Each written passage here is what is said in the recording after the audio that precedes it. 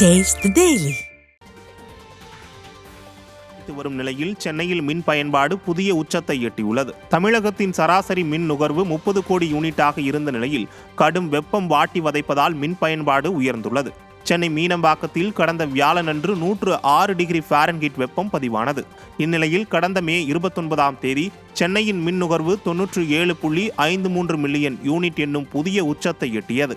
இதற்கு முன்பு மே 3ஆம் தேதி 97.43 மில்லியன் யூனிட் என்பதே சென்னையின் அதிகபட்ச மின்னுகர்வாக இருந்தது குறிப்பிடத்தக்கது.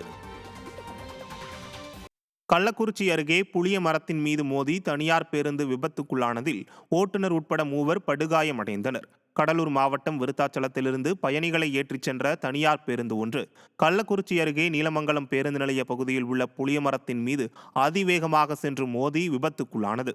இதில் ஓட்டுநர் உட்பட 3 படுகாயமடைந்த நிலையில் 108 ஆம்புலன்ஸ் மூலம் சிகிச்சைக்காக மருத்துவமனைக்கு அனுப்பி வைக்கப்பட்டனர். கள்ளக்குறிச்சி மாவட்டம் உளுந்தூர்பேட்டை அருகே லாரி மீது தனியார் சொகுசு பேருந்து மோதி விபத்துக்குள்ளானதில் ஓட்டுநர் உட்பட 5 பேர் படுகாயமடைந்தனர். சென்னை கோயம்பேட்டிலிருந்து பயணிகளை ஏற்றிக்கொண்டு தனியார் சொகுசு பேருந்து ஒன்று ராமநாதபுரம் நோக்கி சென்று கொண்டிருந்தது. கள்ளக்குறிச்சி மாவட்டம் உளுந்தூர்பேட்டை அருகே உள்ள கெடிலமாற்று மேம்பாலம் அருகே சென்று கொண்டிருந்த போது முன்னால் சென்ற லாரி மீது மோதி விபத்துக்குள்ளானது. இதில் பேருந்து ஓட்டுநர் உட்பட 5க்கும் மேற்பட்டோர் படுகாயமடைந்த நிலையில் சிகிச்சைக்காக மருத்துவமனையில் அனுமதிக்கப்பட்டுள்ளனர். இந்த விபத்து காரணமாக சென்னை திருச்சி தேசிய நெடுஞ்சாலையில் சுமார் 5 கிலோமீட்டர் தொலைவிற்கு வாகனங்கள் அணிவகுத்து நின்றன. சுமார் 2 மணி நேரத்திற்கும் மேலாக போக்குவரத்து நெரிசல் ஏற்பட்டதால் வாகன ஓட்டிகள் அவதியடைந்தனர்.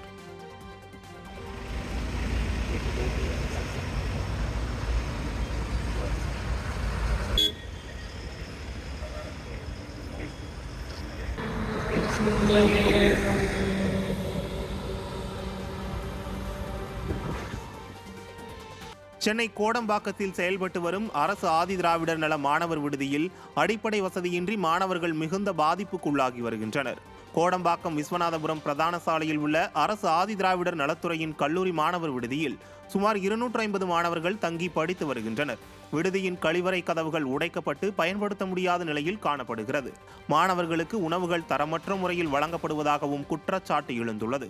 பட்டியலின மாணவர்கள் தங்கி படிக்கும் விடுதியை விடியா அரசின் ஆதிதிராவிடர் நலத்துறை அதிகாரிகள் ஆய்வு மேற்கொண்டு தேவையான வசதிகளை மேம்படுத்தி தர வேண்டும் என மாணவர்கள் தரப்பில் வலியுறுத்தப்பட்டுள்ளது.